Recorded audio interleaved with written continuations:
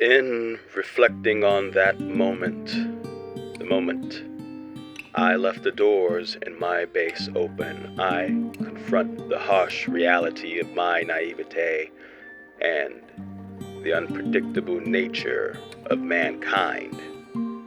I thought my sanctuary would remain untouched, a silent agreement of respect and trust in the midst of the chaos. I was wrong.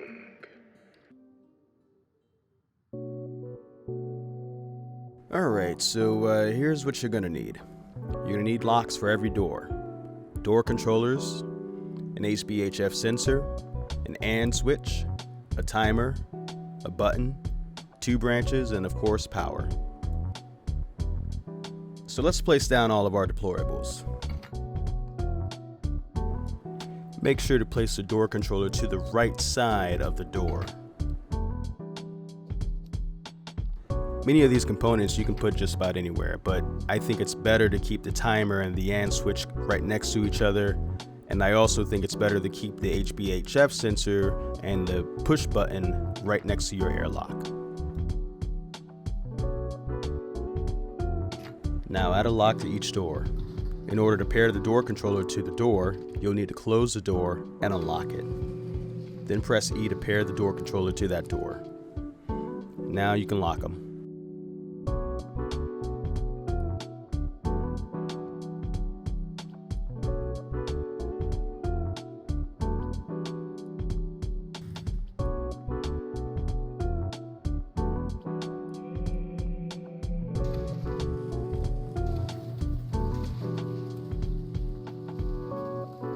Alright, let's do the wiring.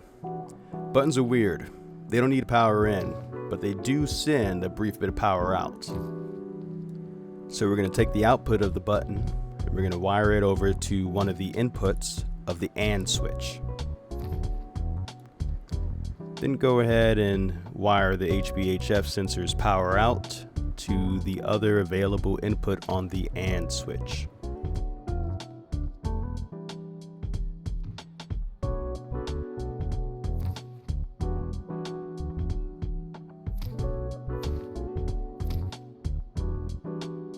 Then take the power out on the AND switch and connect it to the toggle on of the timer.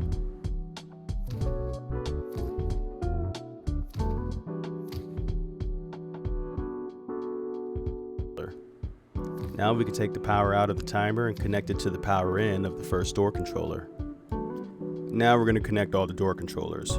Starting with that first one, take the pass through, connect it to the input of the second one, then go from the pass through of that one to the input of the next one. You're going to do that for however many doors you have.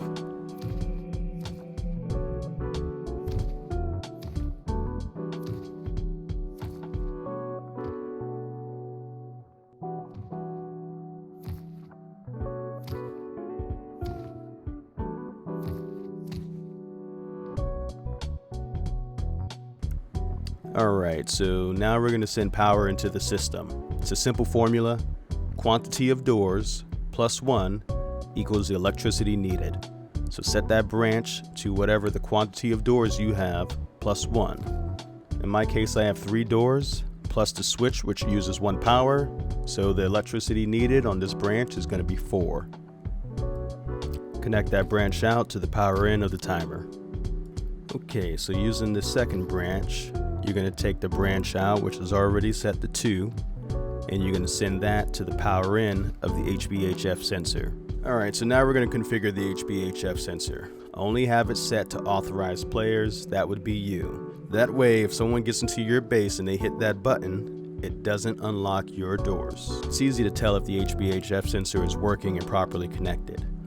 If it's set to authorized players, the AND switch will have a green light on it. If it's set to unauthorized players, it will remain red.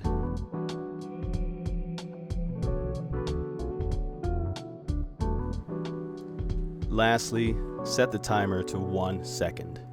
The way that this system works and the way that door controllers work is that as long as the door controller has power, the doors will remain open.